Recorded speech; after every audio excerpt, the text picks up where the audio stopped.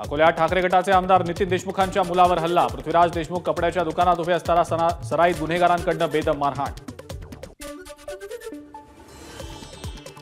खरीप 2023 मधील कापूस आणि सोयाबीन उत्पादक शेतकऱ्यांना उद्या 2500 कोटी अर्थसहाय्य वितरित होणार। 65 लाख शेतकऱ्यांना लाभ मिळणार। कृषी मंत्री धनंजय मुंडेंची घोषणा। धनंजय मुंडे बहिणीच्या प्रेमापोटी परळीची जागा सोडतील। अजितदादांनी चुकून उमेदवार उभा करून ती संधी गमावली। लाडकी बहीण आणि विधानसभा निवडणुकीच्या अनुषंगाने सुषमा अंधारेंचा टोला।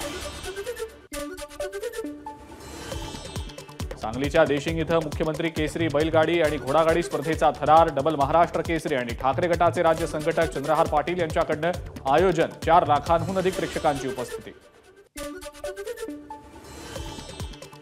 बीडमध्ये मराठवाडा केसरी बैलगाडा शर्यत। बकासूर, सर्जा, सोन्या, हिंद केसरी अशा नामांकित बैल जोड्यांचा शर्यती थरार। तळेगाव शिवारात 300 मीटर धावपट्टीवर बैलगाडा शर्यत आयोजित। नवरात्रोत्सवाच्या निमित्तानं अंबाबाई देवीच्या सोन्याच्या दागिन्यांची स्वच्छता पूर्ण। 20हून अधिक सेवेकऱ्यांनी सर्व दागिन्यांची स्वच्छता करत केलं पॉलिश। कोल्हापुरातल्या इचलकरंजीमध्ये महिला टाळ मृदुंगाच्या निनादात गुंग। एकाच वेळेला 11,000 महिलांनी हरिपाठ म्हणत केला आगळा वेगळा विक्रम। राज्यातील वारकरी संप्रदायाचाही कार्यक्रमात सहभाग।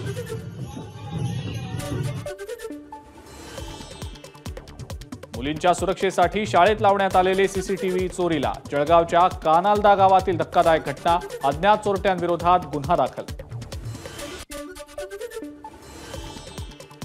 बिहारच्या 13 जिल्ह्यांमध्ये पुराचा इशारा। भारतीय हवामान विभागाचा अलर्ट जारी। नेपाळमधील पावसामुळे कोसी बैराज वीरपूरमधनं 6,61,000 क्युसेक्सनं विसर्ग। नागरिकांना सतर्कतेचा इशारा।